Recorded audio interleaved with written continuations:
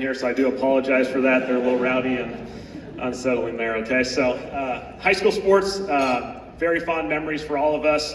High school athletics, I think, when I think of high school athletics, I think of, the first place where you fell in love with the sport, you met your best friends, you faced adversity for the first time in your life from a sports perspective, and so there's so many great memories for us. It was a way to connect as a family.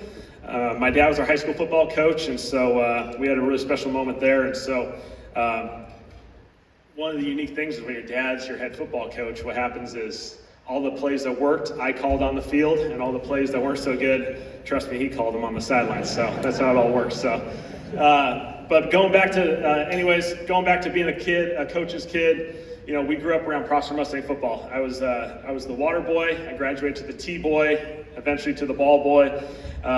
We grew up and all we ever wanted to do was be a Prosper Mustang. That was all of our hopes and dreams. Those players were my heroes. Those were the guys that I wanted to be. That's all I ever wanted. And so I can still remember the walk. So Prosper High School, they built a new high school since then, a nice fancy one. But the high school we were a part of, Art Fiker Stadium, was about 3 blocks away, and I can still remember that walk we would take every Friday night, with your cleats, the kind of that clickly clack or whatever you want to call it on the concrete as you walked across the field. And that was the ultimate goal, was to be able to play on Friday Night Lights there, and then after hopefully a win, you'd hurry home and see if you're lucky enough that TV would show, one highlight of yours at the 11 o'clock TV. That was a special moment. So, so many great memories. Fast forward now, my dad obviously must have done something right. He must have figured this thing out, because now he's got 2 kids crazy enough to get into this coaching profession, with my brother at Washington State, and then myself down in New Orleans. And so it's been a ton of fun. And so, I think when I think back to this, no matter where we go,